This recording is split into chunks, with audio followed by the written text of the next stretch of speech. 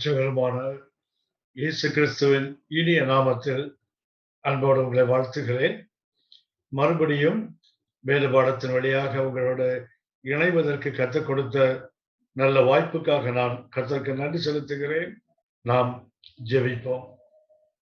அன்பின் பரலோக பிதாவே, இந்த கிருபை நிறைந்த வேளைக்காக நாங்கள் உமக்கு நன்றி செலுத்துகிறோம். வேதத்தின் மகத்துவங்களை காண்பதற்கு எங்களுக்கு ஒரு வாய்ப்பை கொடுத்திருக்கிறீரே, அதற்காக நாங்கள் உமக்கு நன்றி செலுத்துகிறோம்.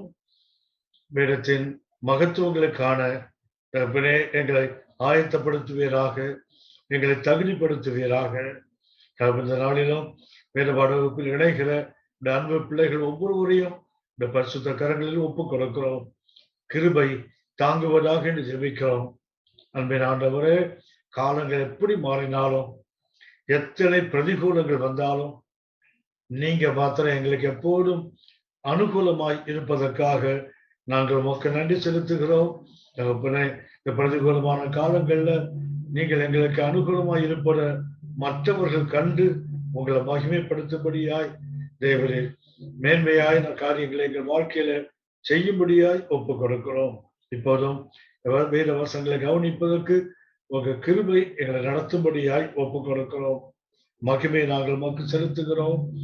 எங்கள் ஆண்டவர் இயேசுவின் மூலம் பிதாவே, ஆமென், ஆமென்.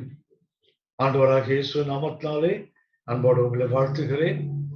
நாம் யாக்கோபு நிருபம் 1ஆம் அதிகாரம் 4ஆம் வசனத்தை கவனித்துக் கொண்டிருக்கிறோம்.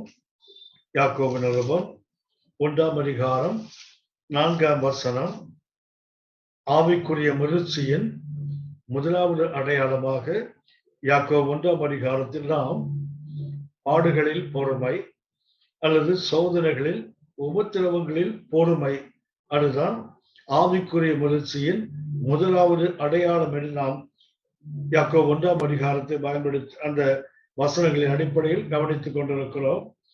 குறிப்பாக 4ஆம் வசனத்தில் நாம் கடந்த வகுப்பில் கவனித்தது, தேவனுடைய சித்தம் அவருடைய பிள்ளைகள் ஒன்றிலும் குறையற்றவர்களாக, பூரணமாக, நிறைவுள்ளவர்களாக இருக்க வேண்டும் என்றால் 4ஆம் வசனம் இப்படித்தான் ஆரம்பிக்கிறது.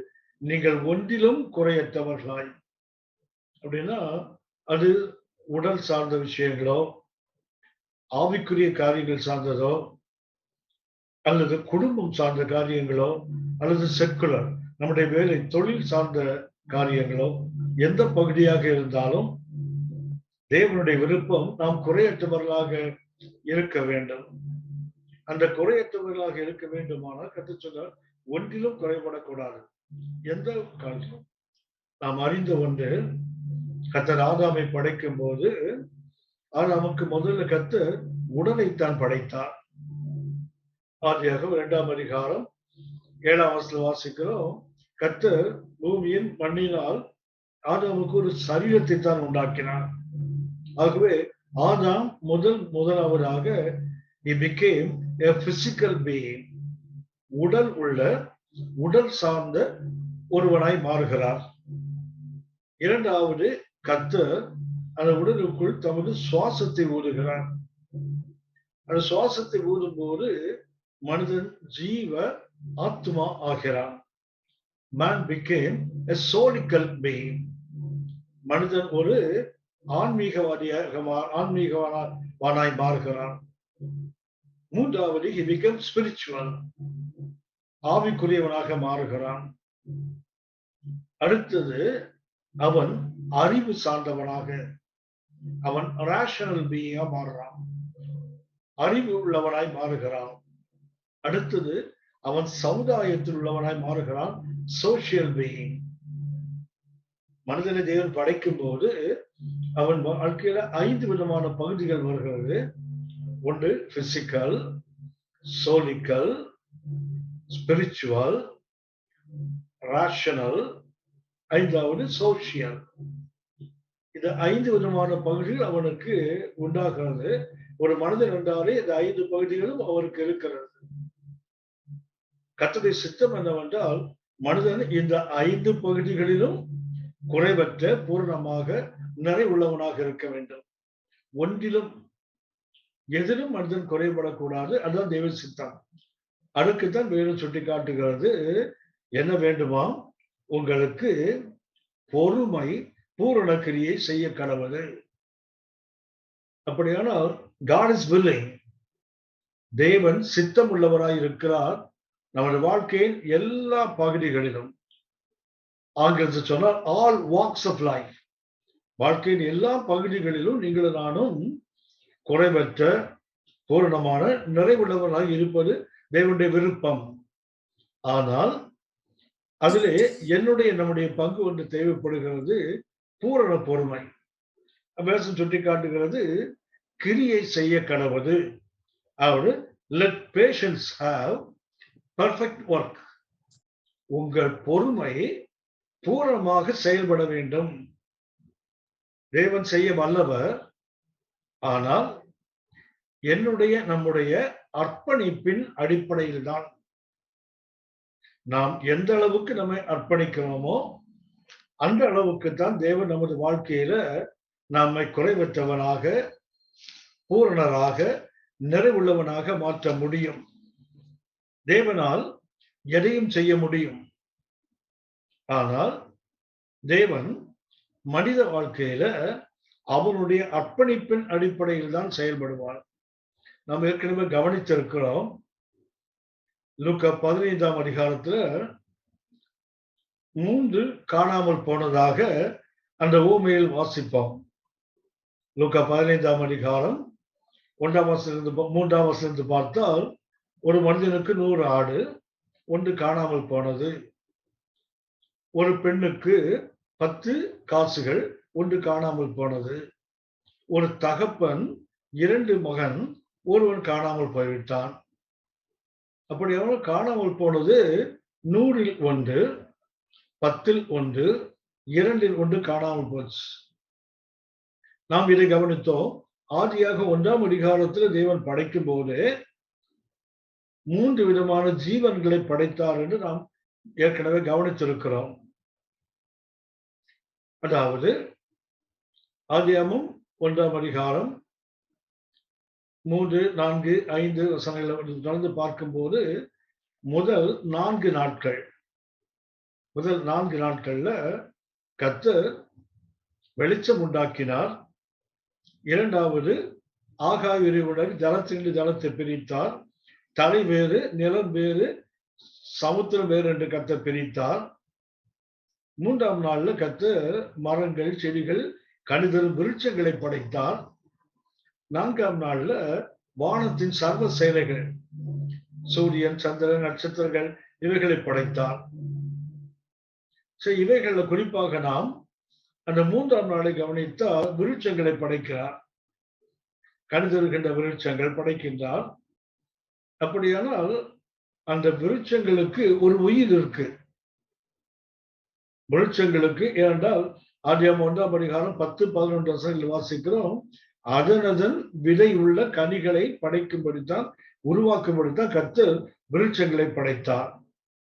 அப்படியானால் ஒரு மரம் இருக்கிறது என்றால் அதிலிருந்து வருகின்ற ஒரு கனிக்குள்ள ஒரு விதை இருக்குது.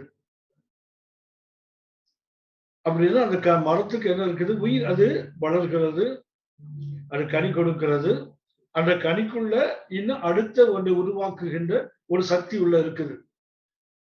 ஆகவே அவர்களுக்கு உயிர் இருக்குது. ஆனால் அந்த உயிருக்கு பேரு உணர்வற்ற உயிர்கள். அது ஆங்கிலம் சொன்னா அன்கான்சியஸ் லைஃப். அவங்களுக்கு பசிச்சா அழாது, வெட்டினால் அழாது.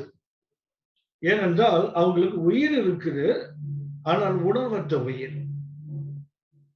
5ஆம் நாளிலே கர்த்தர் படைத்தவைகள், 6ஆம் நாள்ல முதல் பகுதியில் படைத்தவைகள், அவங்களுக்கு உணர்வுள்ள உயிர். அது நீந்துகின்றவைகள், பறக்கின்றவைகள், பூமியில் வாழ்கின்றவர்கள் எல்லாவற்றையும் கர்த்தர் படைக்கிறார். படைத்து விட்டு அவைகளுக்குள்ள என்ன இருக்குன்னா உயிரும் இருக்கிறது, அதே நேரத்துல உணர்வும் இருக்குது. எந்த உணர்வு என்றால், பசிச்சா அழும், கத்தும், அடிச்சா கதறும், வெட்டினா கூப்பாடு போடும். இது இரண்டாவது வகையான உயிர். 1ஆம் அதிகாரம் 26ஆம் வசனத்திலிருந்து கர்த்தர் மனிதனை படைக்கிறார்.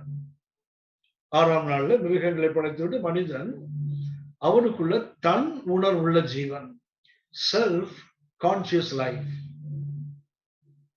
இதுல அந்த தேடும் போது பாத்தீங்கன்னு சொன்னா லூக்கா 15ஆம் அதிகாரத்துல அந்த பெண் கையிலிருந்து விழுந்த காசு அது உணர்வற்ற ஜீவன். 100 ஆடுல ஒன்று காணாம போச்சுத, அது உணர்வுள்ள ஜீவன். காணாம போன மகன் அவன் தன் உணர்வுள்ள மகன். இப்போ ஆடு காணாமல் போனால் மேய்ப்பை தேடி போகிறான். காசு காணாமல் போனால் அந்த பெண் அந்த காசு கீழே போட்டவங்க அல்லது தொலைத்தவங்க தான் திரும்பி தேடுறாங்க. ஆனால் மகன் விஷயத்தை பார்த்தீங்கன்னா தகப்பன் தேடி போகல, அவன் தேடி வரும் வரைக்கும் எதிர்பார்த்து காத்திருக்கிறான்.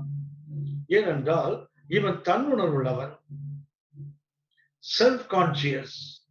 எனக்கு பின்னாடி எனக்கு ஒரு வாழ்க்கை இருக்குது, இருந்த வாழ்வை நான் தொலைச்சிட்டேன், அது திரும்பி போனால் எனக்கு மறுபடியும் ஒரு வாழ்வு கிடைக்க வாய்ப்பு இருக்குது. அதுதான் மனிதன். அப்படியானால் நாம் கவனித்துக் கொண்டிருக்கிறோமே, தேவனுடைய சித்தம் என்ன?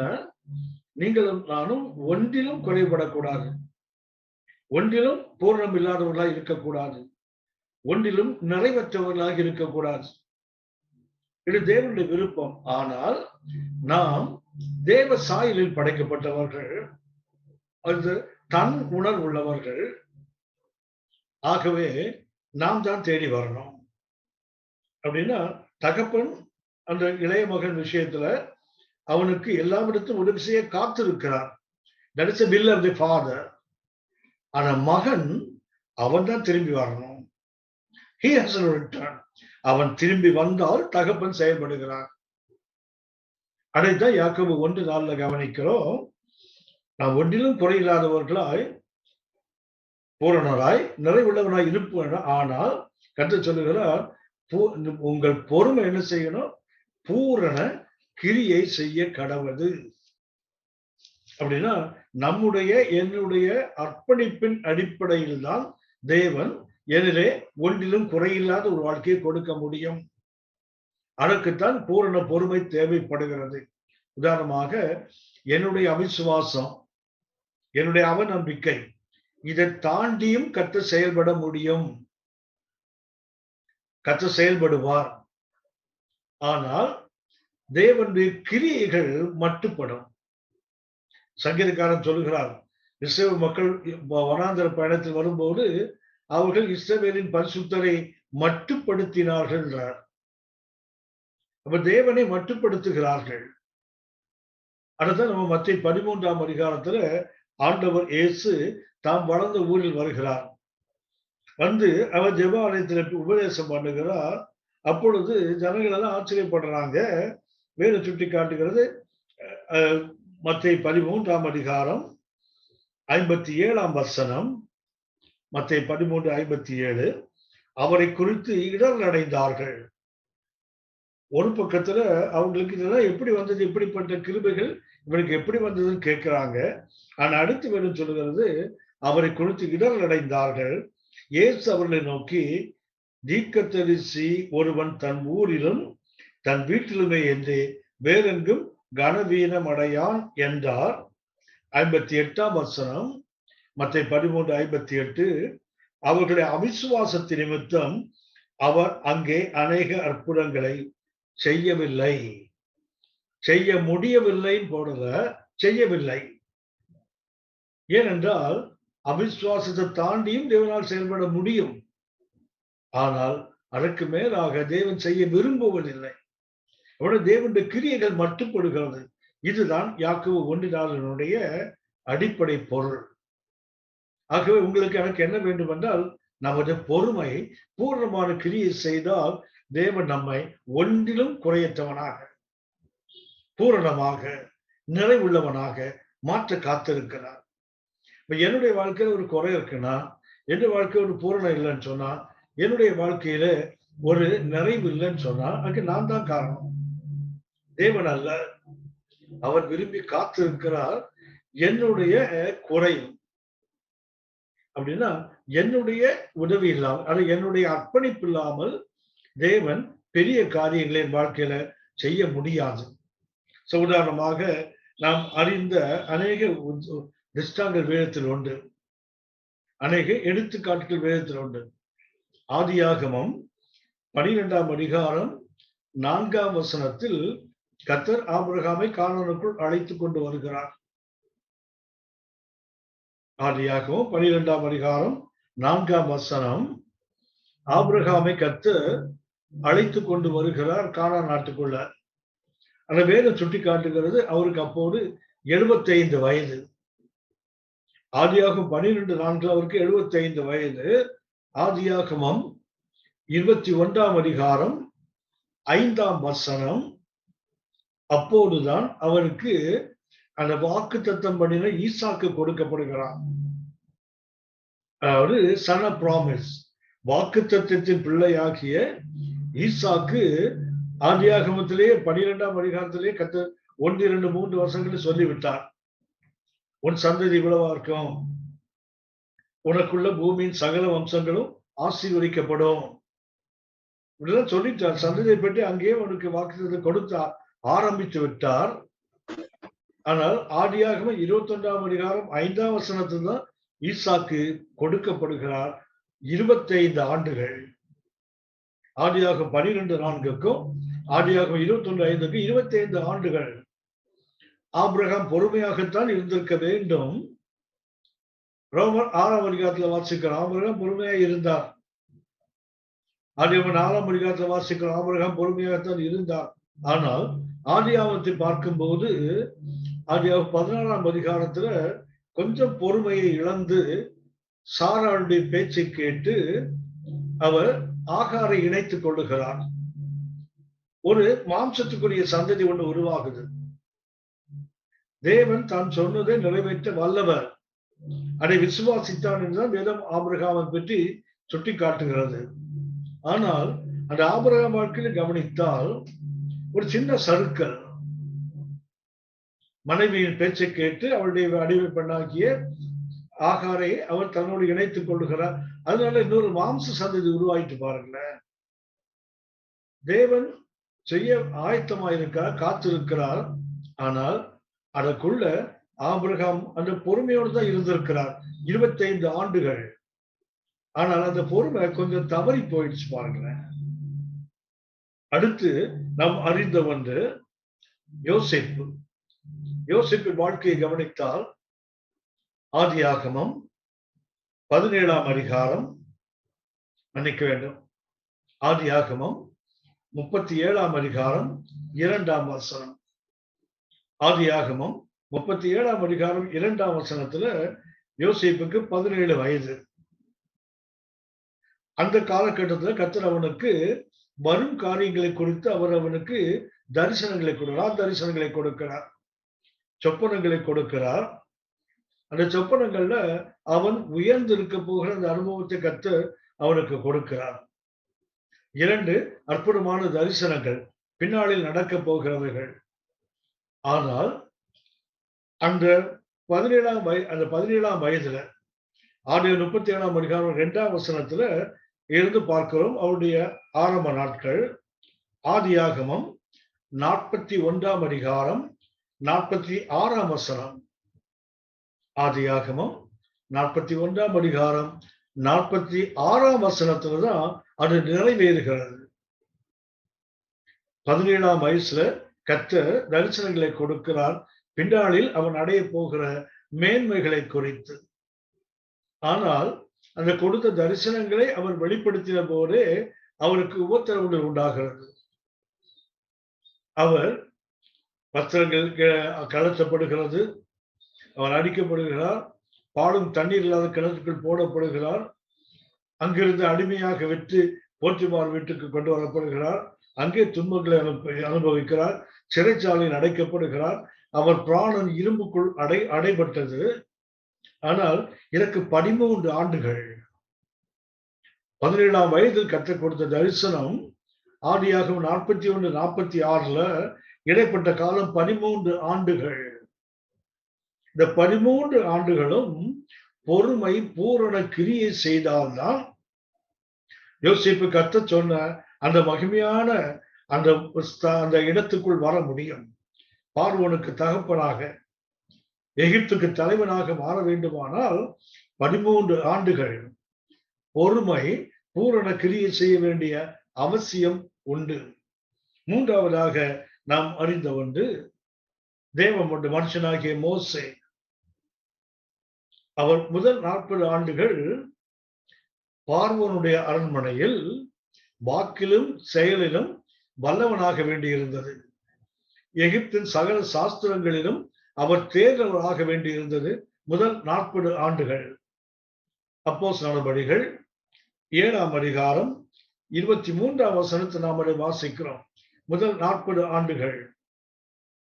அந்த 40 ஆண்டுகள் முடிந்தவுடனே மோசே எண்ணினார், தன்னுடைய கைகளினாலே கர்த்தர் இஸ்ரவேலுக்கு ரட்சிப்பை கொடுப்பார் என்று அந்த இஸ்ரவேலர் அறிந்து கொள்வார்கள் என்று அந்த எகிப்தினுடைய பயிற்சி, எகிப்தினுடைய சாத்திரங்கள், அதனுடைய வாக்கு செயல் வன்மைகள், இவைகளை கொண்டு தன்னுடைய கையின் பலத்தினாலே, தன்னுடைய மன விருப்பத்தினாலே அந்த மக்களை விடுதலையாக்க முடியும் என்று எண்ணி அவர் இஸ்ரவேலுக்கு உதவி செய்ய போனார்.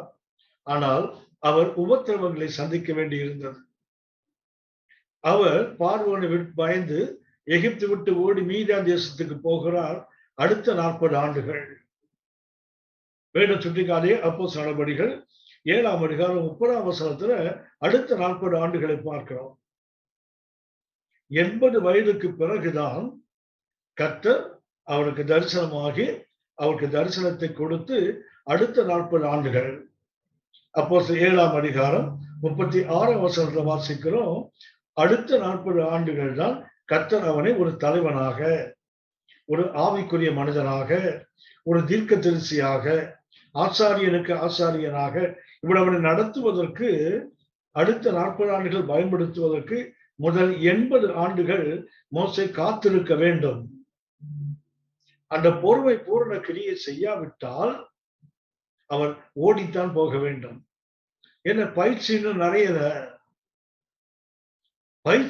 நிறையவில்லை. இது மிகவும் அவனுக்கு கவனிக்க வேண்டிய ஒன்று. நாம் அறிந்த சிறந்த தேவ மனிதன் தாவீது, கர்த்தருக்கு பிரியமானவர். அவர் அபிஷேகம் பண்ணப்படுகிறார் இஸ்ரவேலின் ராஜாவாக.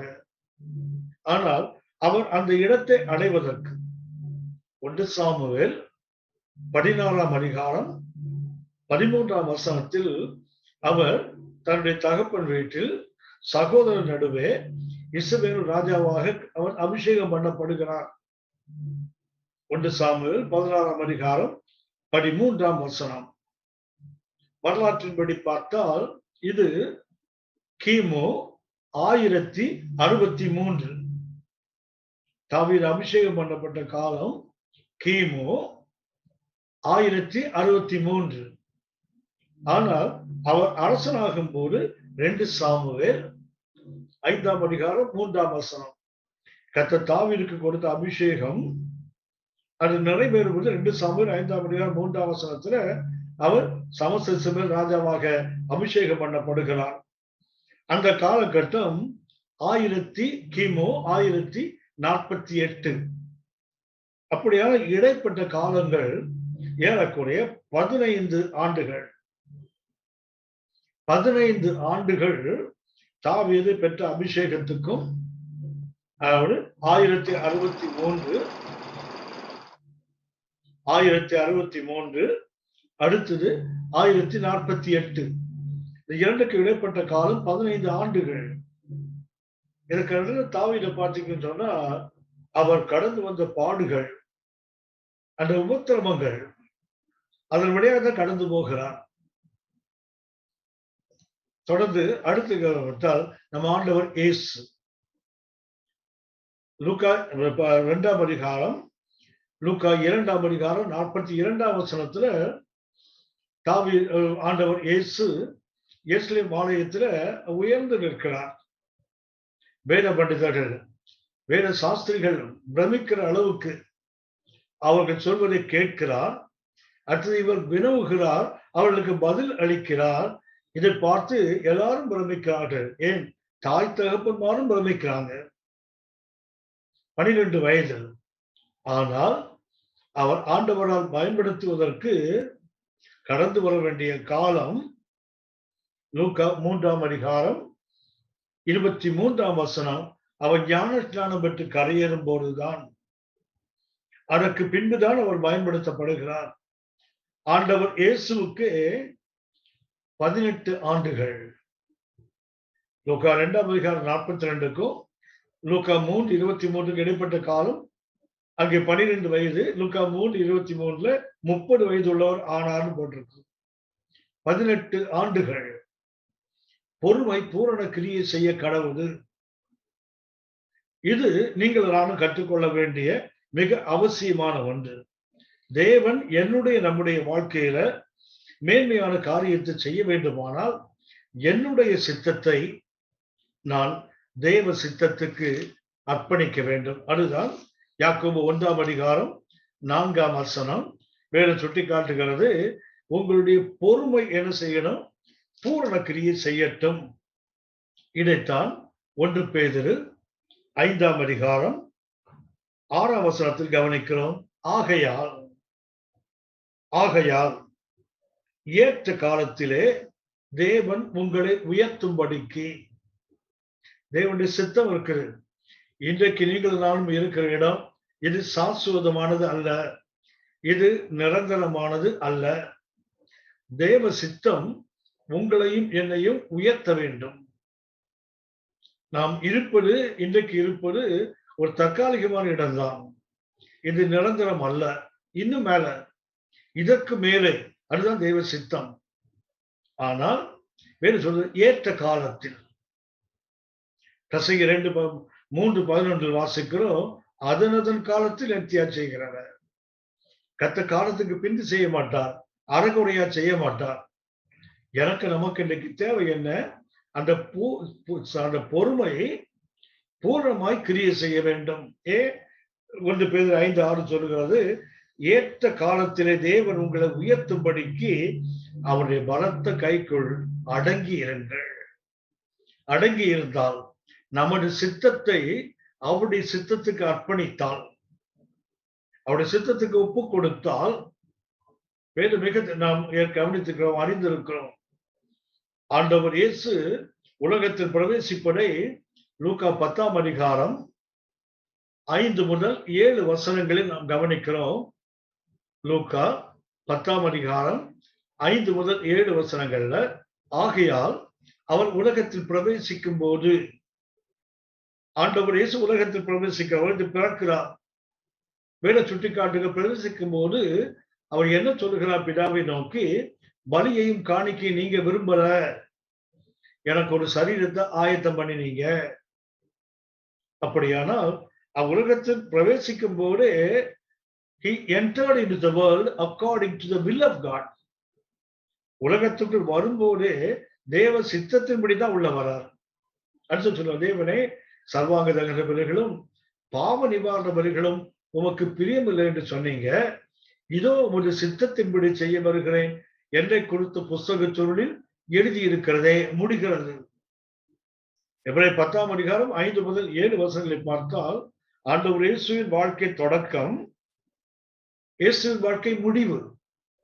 லூக்கா 22ஆம் அதிகாரம் 42ஆம் வசனத்துல இயேசு சொல்லுகிறார், பிதாவே என் சித்தம் அல்ல உங்க சித்தம்.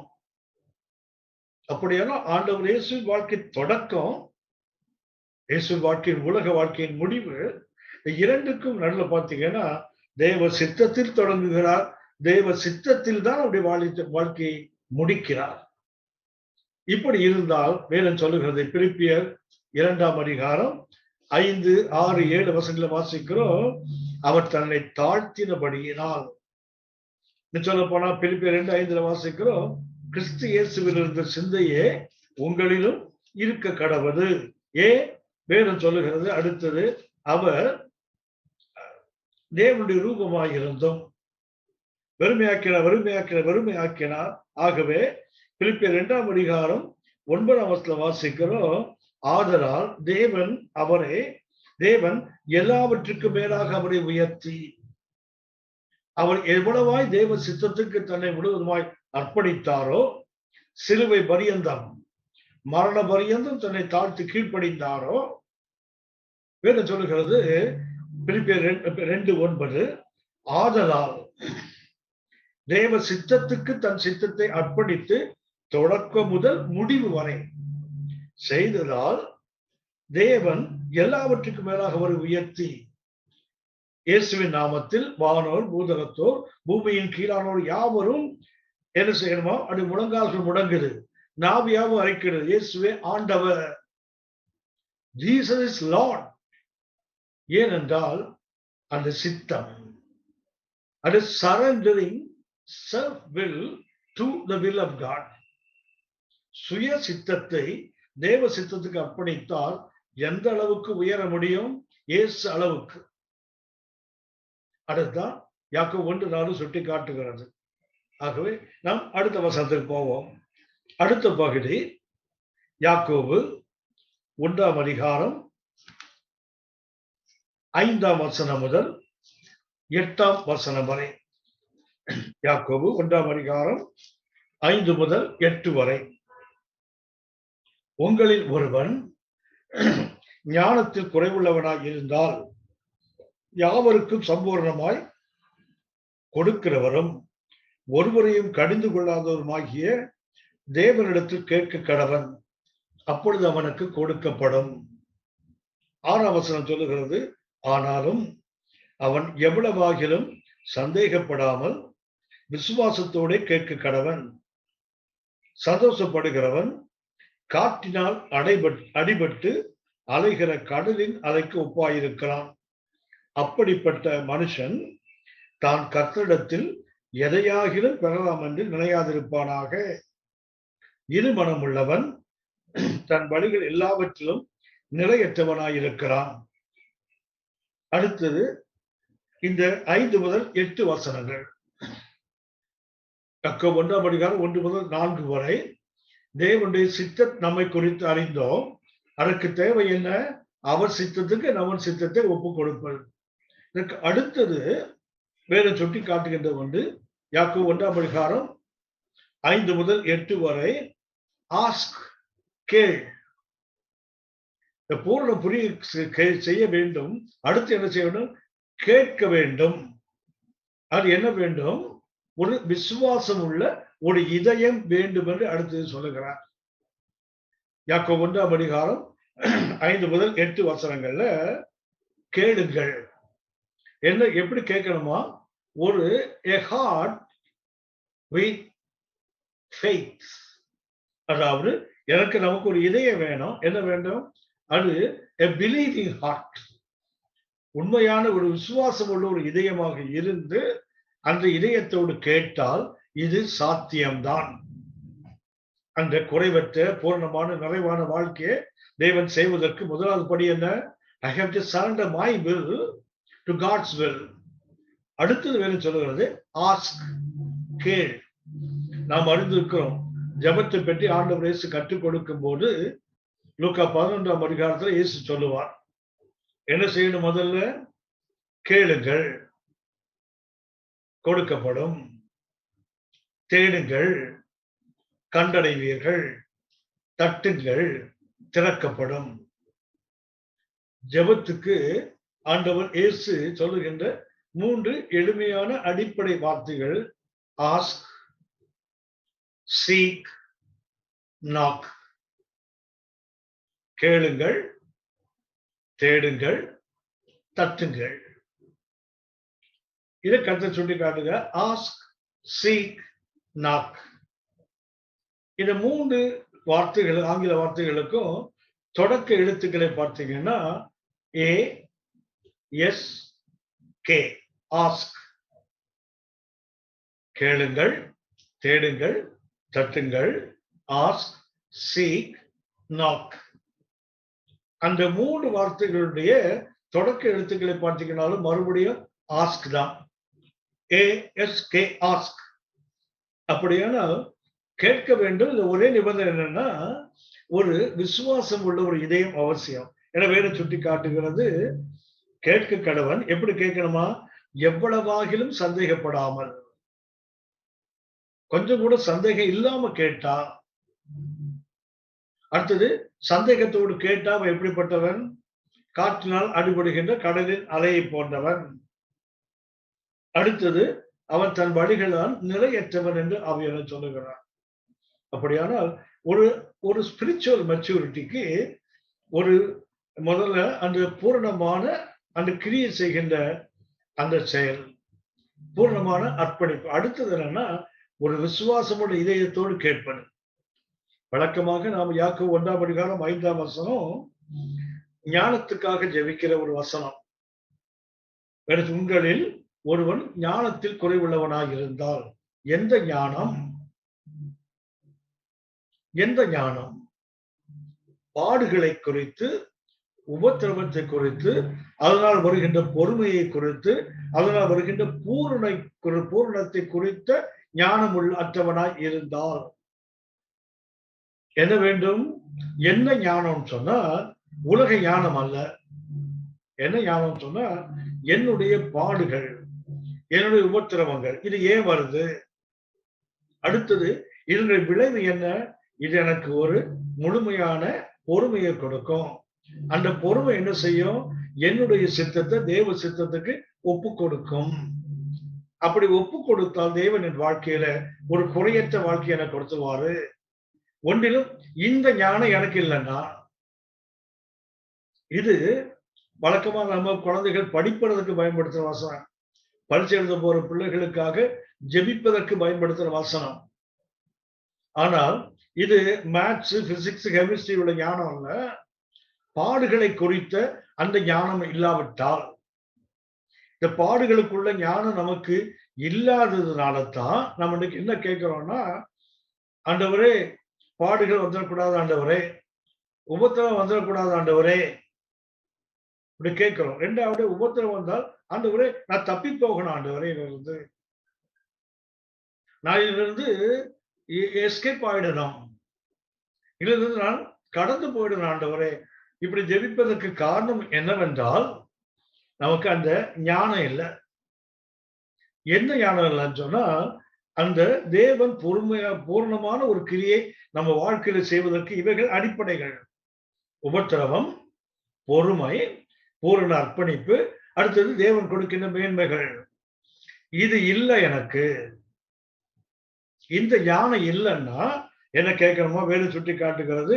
உங்களில் ஒருவன், யாக்கோபு 1:5, ஒருவன் ஞானத்தில் குறைவுள்ளவனாக இருந்தால் யாவருக்கும் சம்பூர்ணமாய் கொடுக்கிறவரும் ஒருவரையும் கடிந்து கொள்ளாதவருமாகிய தேவனிடத்தில் கேட்க கடவன், அப்பொழுது அவனுக்கு கொடுக்கப்படும். எது கொடுக்கப்படும் சொன்னா, இதுக்கு நீங்கள் நானும் ஜெபம் பண்ணுவது எதுக்கு தெரியுங்களா? தப்பிக்கொள்வதற்கு. பாடுகள் இருந்து தப்பிக்கொள்வதற்கு ஜெபம் பண்றான். ஆனா வேதம் சொல்லுகிறது தப்பிக்கொள்வதற்கல்ல, அதை தாங்கி நிற்பதற்கு. Not to escape, but to sustain. அதை தாங்கி நிற்பதற்கு கிருபை வேண்டும். அதுக்குதான் ஜெபம் பண்ணணும். இந்த ஜெபம் மிக மிக அவசியம். கர்த்தர் சொன்னா தெரியுங்களா? இவர்கள் செய்கிற ஜெபம் தகாத விதமா ஜெபம் பண்றாங்க. என்ன ஆண்டவரே சொன்னார், இவர்கள் தகாத விதமா ஜெபம் பண்றாங்க. என்ன ஜெபம்? பாடுகள் ஒவ்வொருத்தர வரும்போது, ஆண்டவரே இருந்து நான் தப்பி போகணும் ஆண்டவரே. ஆனா கர்த்தர் சொல்றதுங்களா, தப்பிக்கொள்வதற்குள்ள, தாங்கி நிற்பதற்காக. நீங்கள் நானும் தப்பிக்கொள்வதற்கு அல்ல. என்ன சொல்ல போனா, இந்த ட்ரையல்ஸ் இந்த ஞானம் இருக்க வேண்டும் சொன்னா, டு வித்ஸ்டாண்ட், அந்த உபத்திரவத்திலும் நிலைத்து நிற்பதற்கு. இதுதான் கர்த்தர் இன்றைக்கு கொடுக்கிற ஞானம். இதுக்கு தான் ஜெபம் பண்ணணும். இன்னைக்கு நாம் இன்னைக்கு எதுக்கோ ஜெபம் பண்றோம், தேவைதான். ஆனா இதுக்கு பொதுவா யாரும் ஜெபம் பண்றது இல்லை. ஆண்டவரே பாடுகள் வருது ஆண்டவரே. உதாரணமாக மோசையை பார்த்தீங்கன்னா, யாத்திராகமம் 14ஆம் அதிகாரம் 1ஆம் வசனத்துல, இஸ்ரவேல் மக்கள் வனாந்திர பயணத்துல ரபிதீம் என்ற இடத்துக்கு வராங்க. அவளுக்கு தண்ணீர் இல்ல. தண்ணீர் இல்லாமல் ஜனங்களா பேசிக் கொள்கிறார்கள். யாத்திராகமம் 17ஆம் அதிகாரம் 4ஆம் வசனத்துல பேசிக்கொண்டு மோசே மூல கல்லறிய வேண்டும் என்று பேசிக் கொண்டார்களாம். அப்போது மோசே சொல்றாரு, ஆண்டவரே என் மேல கல்லறியான்னு அவங்க பேசுறாங்க ஆண்டவரே. You want to escape. அடுத்து எஸ்கேப் ஆக ட்ரை பண்றாரு. 1 சாமுவேல் 30ஆம் அதிகாரத்துல தாவீதுக்கு விரோதமாக அவனுள் இருந்த மனிதர்களை எழுப்பி அவர்கள் கல்லறியும் என்று கல்லறியை பார்த்தார்கள் போட்டிருந்தது. அப்படின்னா என்ன பண்றாங்கன்னு சொன்னா, இவர்கள் கல்லறிய போதே அவன் கர்த்தருக்குள் தன்னை திடப்படுத்திக் கொண்டாராம். ஆனால் பரிசுத்த பவுல் மேல கல்லறியப்படுறாங்க. அப்போஸ்தலர் 14ஆம் அதிகாரத்துல கல்லறியப்படும் போது செத்தவன் என்று இழுத்து போடுறாங்க பாருங்களேன். கல்லறிவதற்காக அவர் ஜெபம் பண்ணலையே. அப்போஸ்தலர் 7ஆம் அதிகாரத்துல சேவன் கல்லறியப்படுகிறான். அந்த கல்லறியப்படும் போது முழங்கால் படியிட்டு ஆண்டவரே இந்த பாவத்தை அவங்க சுமத்தாதிரும் ஜெபம் பண்றாரு. இன்னைக்கு என்ன வேண்டும் என்றால், எனக்கு நமக்கும் இது இல்லாத ஒரு குணாதிசயம். நமக்கு ஒரு ஆவிக்குரிய முதிர்ச்சி உள்ள ஒரு வாழ்க்கை வேண்டுமானால் இது மிக மிக அவசியம். என்ன வேண்டும்? எனக்கு ஒரு ஞானம் வேணும்பா. எந்த ஞானம்? தப்பித்துக் கொள்ளுகிற ஞானம் இல்ல, அதை தாங்கி நிற்கிற ஞானம். அதை தாங்கி நிற்கிற அந்த விஷ்டத்தை எனக்கு கொடுங்க. இதுதான் முக்கியம். நாம் அறிந்த ஒரு வேத பகுதி எபேசியர் 6ஆம் அதிகாரம். அதுல சர்வாயுத வர்க்கத்தை நாம் தனித்துக் கொண்டு எதிரியோடு எதிர்த்து நிற்க வேண்டும் என்று சுட்டிக்காட்டுகிறது. அதுல 4 விதமான நிற்கின்ற அனுபவத்தை பார்க்கிறோம். தமிழ்ல 3, ஆங்கிலத்தில் 4 இருக்கும். எபேசியர் 6ஆம் அதிகாரம் 11 முதல் 16 வசனங்களை நாம் வாசித்தால் தமிழ்ல 3 நிற்கின்ற அனுபவம். 1, எபேசியர் 6:11 பிசாசின் தந்திரங்களோடு எதிர்த்து நிற்க, அதாவது ஸ்டாண்ட் அகைன்ஸ்ட். அடுத்தது எபேசியர் 6ஆம் அதிகாரம் 13ஆம் வசனம் வாசிக்கிறோம். ஆகையால் தீங்கு நாளில் அவர்களை நீங்கள் எதிர்க்கவும் சகலத்தையும் செய்து முடித்தவர்களாய் நிற்கவும். இரண்டாவது ஸ்டாண்ட் கம்ப்ளீட்டட். அடுத்தது 16ஆம் வசனத்துல வாசிக்கிறோம்.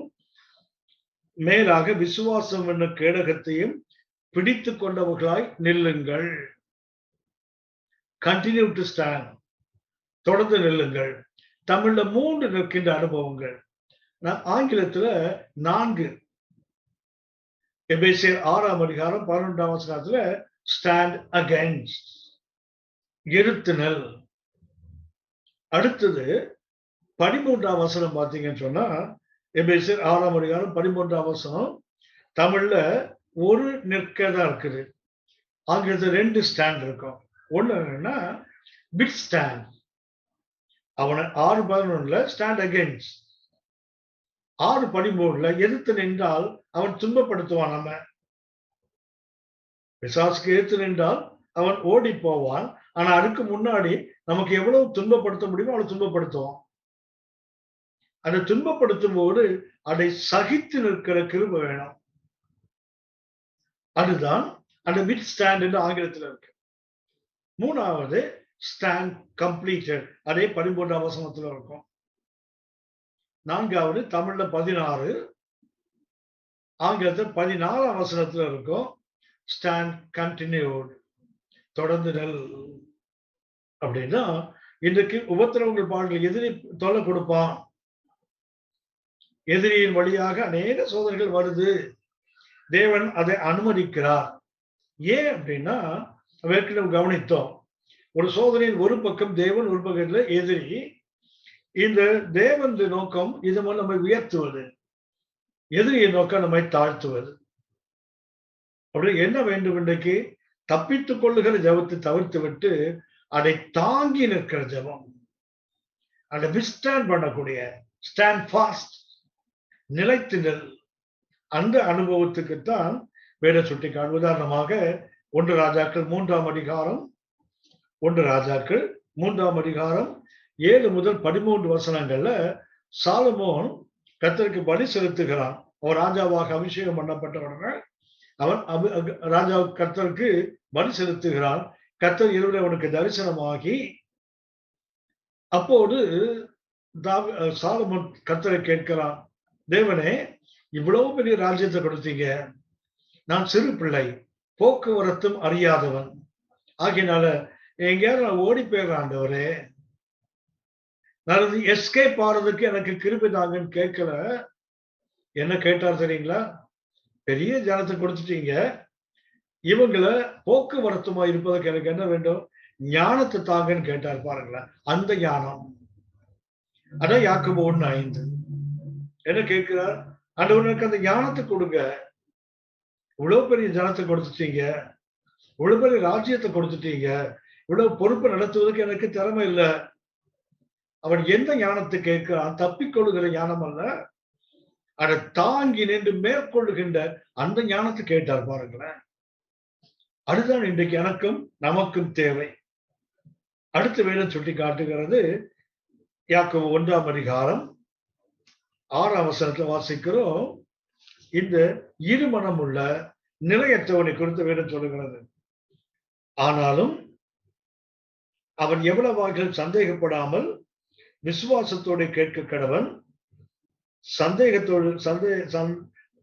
சந்தேகப்படுகிறவன் காற்றினால் அடிபட்டு அலைகிற கடலின் அலைக்கு ஒப்பாய் இருக்கிறான்.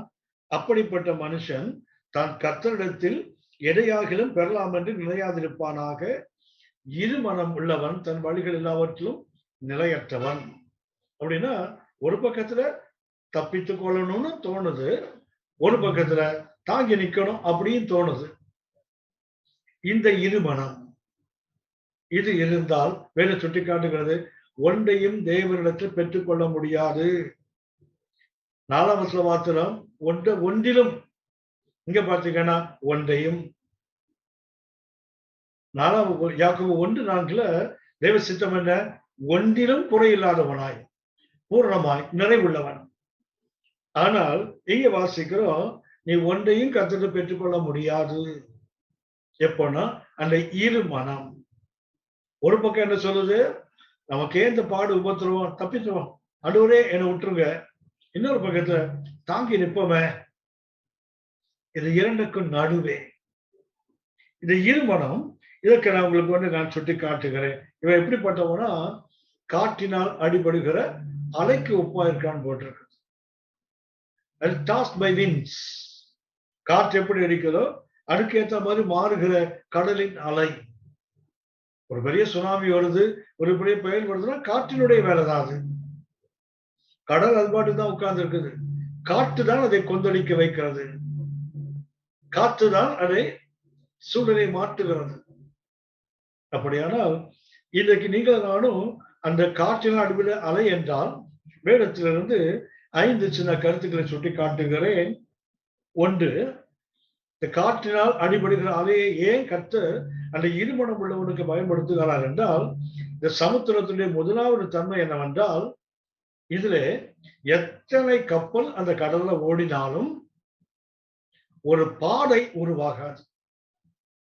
தண்ணீர்ல ஒரு கப்பல் கடந்து போகுதுன்னா அவங்க காம்பஸ் இல்லைன்னா நிறைய டிவைசஸ் வச்சு என்ன பண்றாங்க, அதை பார்த்து தங்கள் திசையை பார்த்து போறாங்க இல்லையா? சரி, ஒரு கப்பல் போயிட்டுல அடுத்த கப்பல் அதை பின்பற்றி போக முடியாது. உடனே பின்னாடி போனா போகலாம், ஆனால் காலம் தாழ்ந்து வேறொரு காலத்துல வரும்போது அங்க பாதை இருக்காது. நாம் அறிந்திருக்கிறோம், நமக்கு தமிழ்ல ஒரு பழமொழி இருக்குது, எறும்பு ஊற கல்லும் தேயுமா. எறும்பு ஊந்து ஊந்து போனா ஒரு கல் கூட, ஒரு பாறையில கூட பாதை வந்துடும், எறும்பு போன பாதை. ஆனால் அவ்வளவு பெரிய கடல்ல அவ்வளவு பெரிய கப்பல் போனாலும் ஒரு பாதை வராது. ஏன் கர்த்தர் சமுத்திரத்தை இதை இருமுள்ள மனம் ஒப்பிடுகிறான் என்றால், இவன் யாருக்கும் பயனற்றவன். இவன் ஒரு அடிச்சுவட விட்டு போனா பின்னாடி வர சந்ததி பின்பற்றி வரணும்ல, வராது. 1 பேதுரு 2ஆம் அதிகாரம் 22ஆம் வாசிக்கிறோம். கிறிஸ்துவினுடைய கிறிஸ்து நமக்காக நாம் பின்பற்றி வருவதற்கு ஒரு மாதிரியை வைத்து போனான்னு வேணும் சொல்லுது. 1 பேதுரு 2ஆம் அதிகாரம் 20, 21, 22 வசனங்களை பார்த்தால் இயேசு நமக்கு நாம் அவரை பின்பற்றுவதற்கு ஒரு மாதிரியை வைத்து போனாராம். பரிசுத்த பவுல் சொல்லுகிறார், ஒருவன் கிறிஸ்துவை பின்பற்ற மனதானால் என்ன பின்பற்றி வாங்க அப்படின்னா ஒரு மாதிரி ஒரு பாதையை வகுக்கிறார் பாருங்களேன். இப்படி போனா அங்க போயிடலாம். ஆண்டவர் இயேசு சொன்னாரே, நான் தான் வழி, ஐ அம் த வே, என் வழியா வந்தா பின்னாட்டு வந்துடலாம். இதே போல ஒரு ஆவிக்குரிய முடிச்சு உள்ள மனிதனை அவனுடைய ஆவிக்குரிய வாழ்க்கையை பார்த்து அடுத்தவங்க பின்பற்றி வரணும். அவருடைய அடிச்சுவடு, இப்படிதான் ஒரு பரிசுத்தவான் இங்கே வாழ்ந்தார், ஒரு தேவ மனிதன் இங்க இருந்தார், அவர் இப்படி வாழ்ந்து காட்டினார், அதை பின்பற்றி வரணும்ல. ஆனால் இந்த ஆவிக்குரிய முடிச்சு இல்லைன்னு சொன்னா அவன் இருமனம் உள்ளவன். அந்த எத்தனை பேர் கடந்து போனாலும் சரிதான், அது என்ன ஆகாது, பாடை உண்டாகாது. நீதிமொழிகள் 30ஆம் அதிகாரம் 19ஆம் வசனத்தில் நாம் இந்த கருத்தை கவனிக்கிறோம். நீதிமொழிகள் 30ஆம் அதிகாரம் 19ஆம் வசனம் சொல்லுகிறது. 18ஆம் வசனம் வாசிக்கிறேன். எனக்கு மிகவும் ஆச்சரியமானவர்கள் 3 உண்டு, என் புத்திக்கு எட்டாதவர்கள் 4 உண்டு.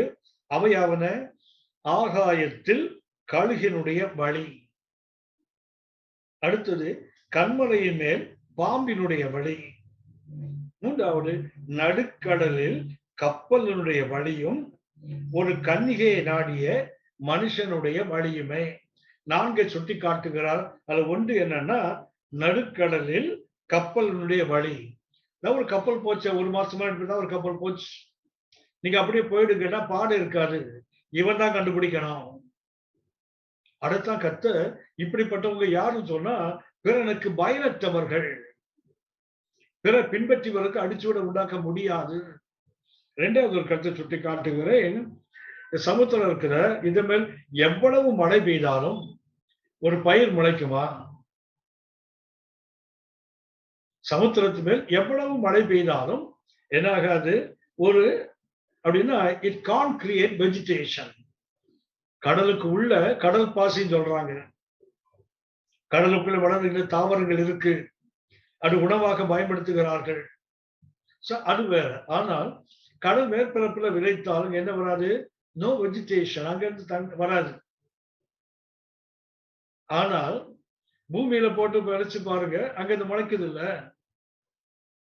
2வது சமுத்திரத்தை ஒரு அடையாளம் என்னவென்றால், it can't produce vegetation on the surface. ஓசியா 2ஆம் அதிகாரம் 21, 22 வசனங்கள்ல நாம் கர்த்தர் மறுமொழி கொடுக்கின்ற ஒரு அனுபவத்தை பார்க்கிறோம். ஓசியா 2ஆம் அதிகாரம் 21ஆம் வசனத்தை வாசிக்கிறேன். அக்காலத்திலே நான் மறுமொழி கொடுப்பேன் என்று கர்த்தர் சொல்லுகிறார். நான் வானங்களுக்கு மறுமொழி கொடுப்பேன், அவைகள் பூமிக்கு மறுமொழி கொடுக்கும். பூமி தானியத்துக்கும் திராட்சை ரசத்துக்கும் எண்ணெய்க்கும் மறுமொழி கொடுக்கும், இவைகள் இஸ்ரவேலுக்கும் மறுமொழி கொடுக்கும். நாம் அறிந்திருக்கிறோம், பூமியின் நிலப்பரப்பை விட சமுத்திரம் 2 மடங்கு அதிகம். சரியா? பூமியினுடைய அந்த நிலப்பரப்புக்கும் 2 மடங்கு. அத்தனை அந்த சமுத்திர பரப்பில் விளைந்தால் எவ்வளவு பெரிய ஆசீர்வாதம் உலகத்துக்கு உண்டாகும். ஆனால் ஓசியா 2:21 வாசி, கர்த்தர் மறுபடி கொடுப்பாராம். யாருக்கு? அது God will answer to the clouds. வானங்களுக்கு மறுபடி விட வானங்களுக்கு மேகங்களுக்கு மறுபடி கொடுக்கிறார். மேகம் என்ன பண்ணுதுன்னா பூமிக்கு மறுபடி கொடுக்கும், மழையாய் பெய்கிறது. அந்த மழை பூமிக்கு மறுமொழி கொடுக்கிறது. பூமி தானியத்துக்கு திராட்சரசத்துக்கு எண்ணெய்க்கு மறுமொழி கொடுக்குமா? அது ஜனங்களுக்கு மறுமொழி கொடுக்குமா? ஆன்சர் பண்ணது பாருங்க. அப்படின்னா மழையை தேவன் பெய்வித்தால் என்ன ஆகுது? அது விளையுது பாருங்களேன். ஆனா சமுத்திரம் அவ்வளோ பெரிய பரப்பு. இதுதான் இந்த இருமனம் உள்ளவனுக்கு கர்த்தர் சமுத்திரத்தின் அலைகளுக்கு ஒப்பிடுகிறார். காற்றினால் அடிபடுகிறவன் he can't produce anything. ஒன்று he can't மேக் எனி பாத், ஒரு பாடையை உண்டாக்க முடியாது. இரண்டாவது, இவன் பயன் உள்ளவனாய் விளைவிக்க முடியாதவன். மூன்றாவதாக வேதம் சுட்டி காட்டுகிறது, திடீர் மாறிடுவான். He will suddenly change. நல்லா இருக்கும் கடல், காமா போயிட்டு இருக்கோம், அமைதியா போயிட்டு இருக்கோம், திடீர்னு ஒரு கொந்தளிப்பு வரும், திடீர்னு அலைகள் மாறுது, காற்று வீசுது. அப்போஸ்தலர் நடபடிகள் 27ஆம் அதிகாரம், அப்போஸ்தலர் நடபடிகள் 27ஆம் அதிகாரத்தில் பரிசுத்த பவுலையும் அவரோட கைதிகளையும் ரோமாபுரிக்கு கப்பலில் கொண்டு போகிறார்கள். அந்த கப்பல் பயணத்தை குறித்து பார்க்கும்போது அதுல ஒரு கருத்தை வாசிக்கிறோம். அப்போஸ்தலர் நடபடிகள் 27ஆம் அதிகாரம் 13ஆம் வசனம், தென்றல் மெதுவாய் அடித்தபடியினால், பிரீஸ், தென்றல், கப்பல் போயிட்டு இருக்குது, தென்றல் அற்புதமாய் அடிக்குது. வேற சுட்டி காட்டுகிறது, நாங்கள் கோடினது கைகூடி வந்ததென்று எண்ணி அவ்விடம் விட்டு பெயர்ந்து கிரேத்தா தீவுக்கு அருகா ஓடினார்கள். கப்பல் போயிட்டே இருக்குது, அது கிரேத்தா தீவு பக்கத்துல ஓடிட்டே இருக்கும்போது 14ஆம் வசனம், கொஞ்ச நேரத்துக்குள்ளே யூரோக்ளித்தோன் என்னும் கடுங்காற்று அதில் மோதினது.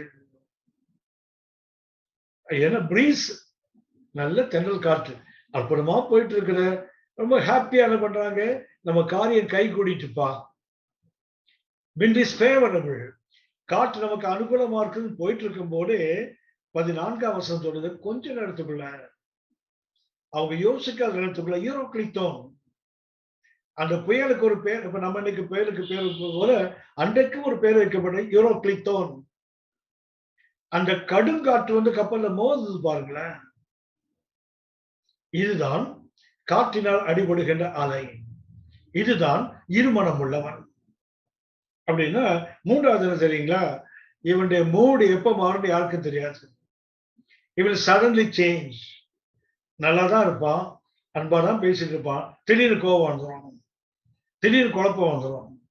நல்லாதான் வீட்டுல சமையல் பண்ணுவாங்க, சந்தோஷமா சாப்பிடலாம், ஒரு விசேஷத்த நாள் அப்படி இருக்கும்போது திடீர்னு சண்டை வந்துடும் பாருங்களேன், எல்லாம் பறக்கும் அப்படியே.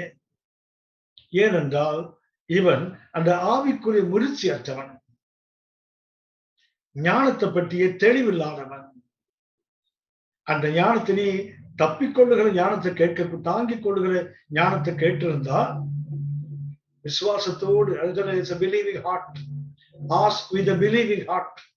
அது இல்லாவிட்டால் அவன் எப்ப மாறுவான், நல்ல மனுஷன் தாங்க, நல்ல வசனம் தெரிஞ்சவர், நல்லா பேசுவாரு, நல்ல ஊழியம் பண்ணுவாரு, ஆனா மனுஷனுக்கு மூக்கு நுண்ணில இருக்கும் கோபம், எப்போ வரும் தெரியாது, என்ன ஆவார் தெரியாது, கோபம் வந்துட்டு அவர் மனுஷனாவே இருக்க மாட்டார். இதுதானே நான்காவது சுட்டி காட்டு, ஏன் இவங்களை மனுஷனுக்கு மனிதனை இருமனோட கடலுக்கு ஒப்பிடுகிற. நான்காவதாக ஏசாயா 17ஆம் அதிகாரம் 12ஆம் வசனத்துல கடலை கொந்தளிக்கின்ற, என்ன சொல்ல போனா அமளி பண்றாள்.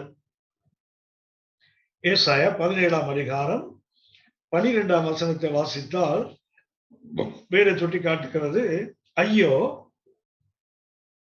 கடல்கள் கொந்தளிக்கிறது போல கொந்தளிக்கிற அநேக ஜனங்களின் திரள். அநேக மக்கள் அவங்களை வேலை எதுக்கு ஒப்பிட்டு சொன்னா, கடல்கள் கொந்தளிக்கிறது போல கொந்தளிக்கிற அநேக ஜனங்களின் திரளும், பலத்த தண்ணீர்கள் இறைகிறது போல இறைகிற ஜன கூட்டங்களின் அமளி.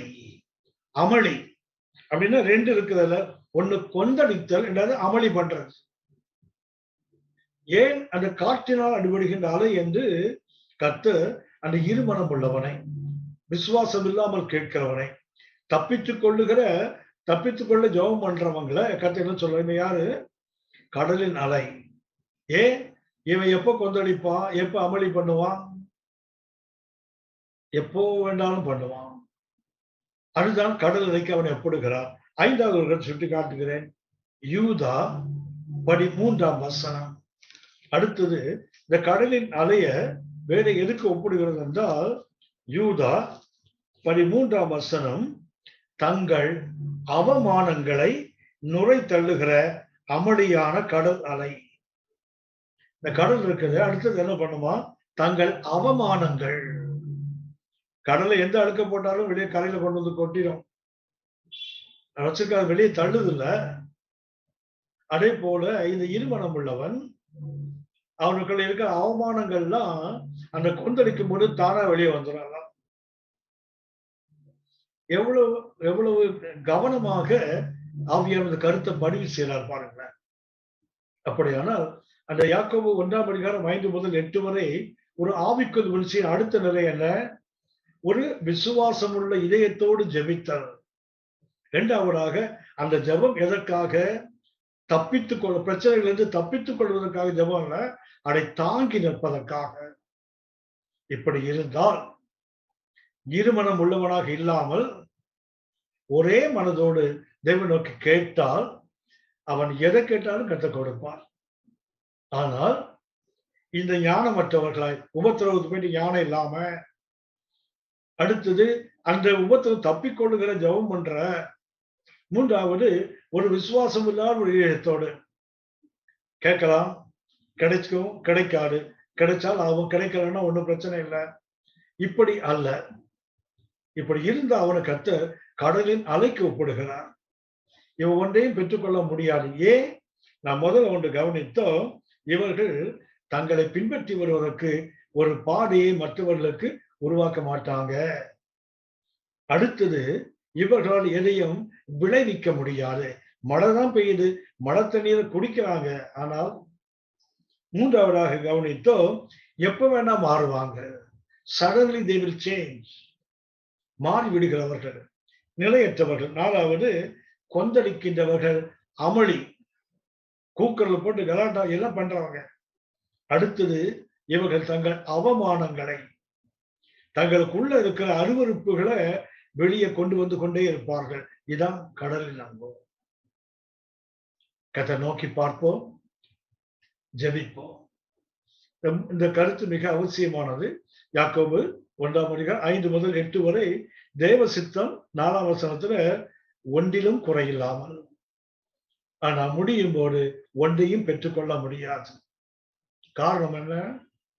கேட்பதில் உள்ள அனுபவம், ஜெபிப்பதில். அதனால நீங்கள் நானும் ஒரு ஆவிக்கு ஜெபம் என்றால் மிக ஆர்டினரி பிரேயர்ஸ். நிறைய ஜெபம் இருக்கு, தேவை, அவசியம்.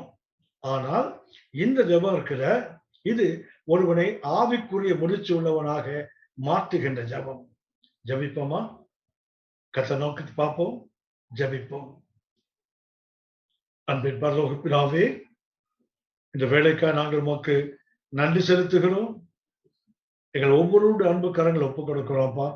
நாங்கள் இப்படிப்பட்ட ஜெப வீரர்களாய் இருக்க எனக்கும் எங்களுக்கும் கிருபை பாராட்டும்படியாய் எங்களை அர்ப்பணிக்கிறோம். எங்கள் ஆண்டவர் இயேசுவின் மூலம் பிதாவே. ஆமென். ஆமென். God bless you. God bless you all. Thank you.